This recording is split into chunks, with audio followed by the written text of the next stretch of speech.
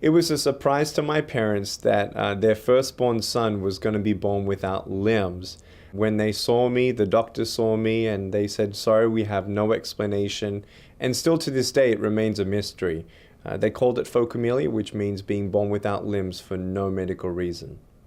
It was definitely difficult in those fragile early years of childhood and even in teenage years trying to work out the truth of my value, that it's not determined on whether I have arms and legs or not, or how many friends I have. And I just took it one day at a time and realizing that we're all different, but I don't need to be someone I'm not. I just need to be the best me I can be. I love swimming just for recreation and floating, and just a very peaceful thing that I do for relaxation. Because I have no arms and legs that weigh me down, I actually float like a life vest. I've learned how to move around the pool and even in the ocean and even on a surfboard. It was an incredible experience jumping out of a plane at 13,500 feet. That experience of free falling was one of the most freeing and just, this is cool. And so to me, it was a great, fun, unique experience. I mean, I love adrenaline. I really, really do. I will never do it again. Really only because I'm now a father. So cute. Look how beautiful my boy is. Oh, I miss him so much. At 17, my janitor at my high school, we made friends.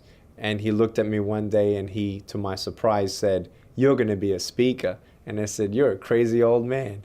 I said, "What do you think I'm going to speak about?" He said, "Your story." I said, "I don't have a story." He said, "Yes, you do." My doctors never thought that I'd be able to walk. And today, I'm walking. For anyone who's embarking on a new season or chapter in their life, for instance, in corporate America, it was a big, big step for me to move from Australia to Los Angeles, and you'll always have obstacles. When we live in such a competitive world, it's very easy to talk yourself out of trying again. It's very easy to talk yourself out of doing anything new.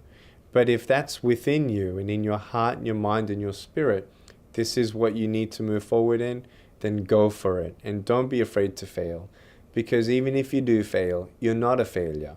Failure is education. We're all outsourcing overseas, but there are many people that I know who are looking for jobs, who have different disabilities, and I think it's part of that corporate social responsibility that maybe perhaps American corporations can really invest in on. It's not just giving someone a wheelchair or a building to access. It's about inspiring them as well to get up and go create something.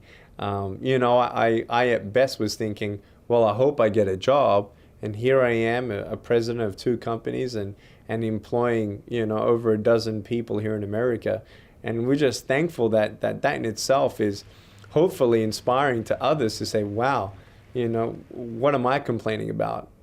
If some other people are reaching for dreams, then I'm going to try and do my best. And, many people who look at people with success, they often forget that we all start with 0. And so don't be afraid to work, don't be afraid to try, don't be afraid to network, and don't be shy.